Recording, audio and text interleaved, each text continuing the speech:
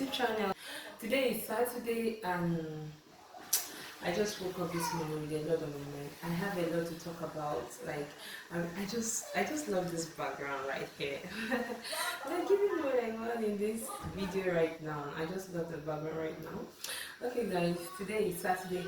Welcome to Ajebo family. Please do well to subscribe if you're coming across my channel. I'm a new YouTuber based in Asaba. I'm a new content creator based in Asaba. Please do well to subscribe. I just woke up this morning and my kids have brushed their teeth. The next thing which I'm about to do now is prepare breakfast for them. Yeah, I want to prepare custard and bread for them. Yeah, that's what I want to do now. Custard and bread. So guys, join me. Like, just I'll take you along this video because I really want to talk more. I really want to talk about the experience I went through 2 days ago. Like my first time ever experiencing this, like in my new relocation to Asaba. It's so painful though, but just stay tuned. No. Mom, this Where did Andrea get those robots from? inside the Where did Andrea get this from? Mama, what is it now? Mom, this thing is black.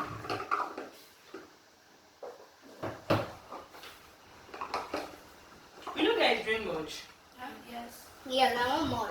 But take this look. Why would you this look? I will back. Give me that water.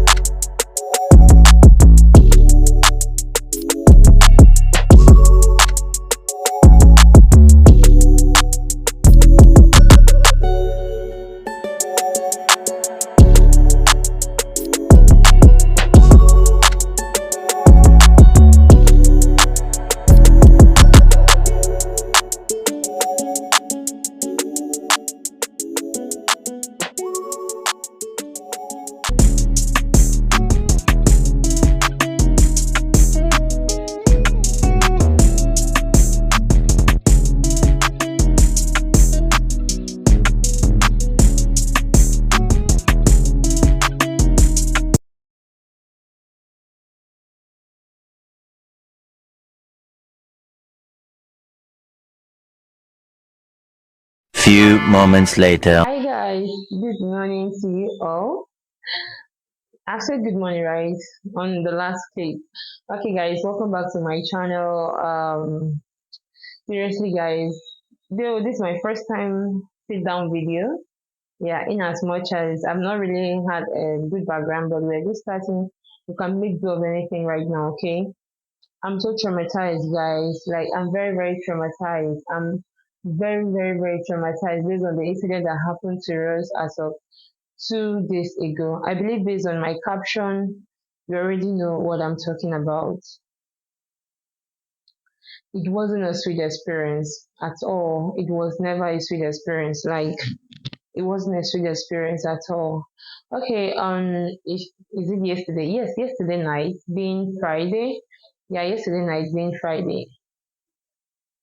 No, not yesterday. Yesterday morning. Yeah, around 3 a.m. being Friday. Um, as in we were hearing noise. We were sleeping. That was around 3 a.m. We were sleeping and we heard noise of should I say crowd because they were up to seven. They were making noise coming. It's as if they were sharing something coming from the other end. When they got to our gate, my husband woke up because the noise was much. My husband woke up and my husband felt it was as in the guys staying in our compound that maybe they got themselves into trouble. So my husband really wanted to know what was going on at that time of the night because it was 2:45, almost it was to three, almost 15 minutes to three. Yeah. My husband looked at the gate and saw them jumping through the fence to our own compound. Then the other one came inside, opened the gate. Then they now used their leg, pushed the gate, and got open one wide. Then we knew it wasn't just any small trouble. It was armed robbers that invaded our compound. Seriously, it wasn't as in, it wasn't, I have never experienced this before all my life. I've never experienced armed robbers before. This was just my first time. So it wasn't something I could take in easily. Yeah, I was naked. I was because I don't sleep with clothes. I was naked. I was just in a wrapper on my chest. Yeah. My husband was like, I should wear my clothes. I said, what's going on? He said, armed robbers are in the compound. Oh my God. I don't know how I felt. Like I don't know how I felt to be frank, because God, oh, whenever I think of it, as in I don't feel like sleeping at night again. That's how much I felt. So they came into the compound. We are as in we stayed at the first. When you get to our compound, we stay at the first flat. So our flat is just like whatever that is happening at the gate or outside the gate, we can stay at the window and see. So we are the first flat, and they never started from the first flat. They went to the ending flat. We are a flat of six. Yeah, we are six in the compound. So they went to the end to start robbing from there.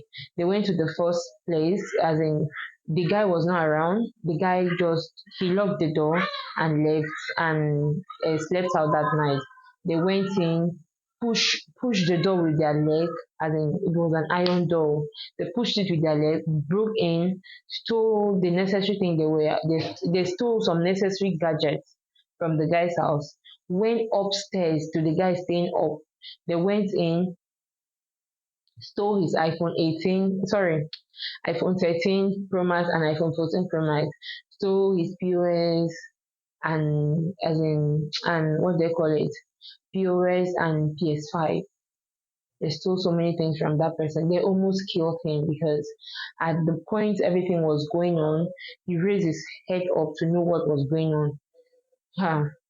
The next thing is that they cock their gun. You want to see how they cock the gun to shoot him. Just like the other one felt, as in let me say God interceded and tapped the other one not to do it. That was how God saved that guy's life. Then they came to the next flat, stole as in the other guy was still not around. They went to his flat, stole his PS5, stole as in his clothes. Okay, as I was saying, they went to the other guy's house that was not around, as in they stole his clothes. Like these guys were up to seven. They stole his clothes, stole his own PS5 too, and spoil his doors. Any door that refuse them access inside, they spoil the window because the kind of window they're using, you make it as in I don't know the kind of material they're using during our window. It's glide. It's something that you can kick with your leg and come inside for those who stay downstairs. Yeah. So they went to that guy's house, as in penetrated through the window and Okay, the one downstairs penetrated through the window and as in stole the necessary things, also threatened the guy. The other guy, that guy was with his girlfriend, as in was with his girlfriend. As in them, the brutality was really much. After then, they came to the flat down our house, as in my own flat. Yeah, they came to the flat down my own flat. Came there. That guy just packed in. So he didn't sleep there that night, but he just packed in. He has not even moved all his things to the house. Like he just came in newly. They went into his house. They could not see him and they could not see any reasonable thing because someone who is just packing in, it was just TV console, chairs, dining, bread, and those were the only things in the house because he's still packing in. But they broke in his door into they broke into his flat and checked. They were like, nobody's in this house. Guys, I don't know how God did it. I don't know how God did it for my family. Like they stole in all the flats. But God fought for me, except my flat. Hmm. My children were sound asleep then. They were sleeping. The only thing I do, what I know is I don't know myself. The only thing I know at that time was calling on God, calling on God. Ah, God, I wouldn't know what to say because today I have the mouth to say it, but that day I never had any voice but to call on God. God interceded for me, guys. They did all they could do. My flag was not visible for them. Seriously. God did something great to me. God did something big, something mighty. God has done a lot of things for me. I'm a mother of four, but if not for God, I would have been a mother of three because of the incident that happened to my second son that he fell from a one-story building and it affected his brain. We almost lost him, but God came through. God came through for me at that moment of my son, and God still came through for me. That they came to the compound, robbed everybody, but they never noticed my flat. They never knew if someone was there. In short, God made my flat invisible for them. So seriously, guys, that was what happened on the 23rd Friday. Yeah, that was what happened. It's still a very, very traumatizing incident to me because even yesterday night, I could not sleep. Yesterday night, as in, like, it was as if they'll come back. Like, I could not sleep. In as much as I know that God did it for me, the fear, the brutality, the way they were as in banging on the doors, like Asaba is becoming scary. In as much as this hunger is everywhere, like the hunger is everywhere, but Asaba is becoming really, really scary. Seriously, that experience is something I never wish again. Because when those things were going on, when they were still robbing the other flats, the only thing the only thing I remembered God of is, God, you said I will never be traumatized again. Because during my son incident, my soul left me. As in, I was just like a water flowing around.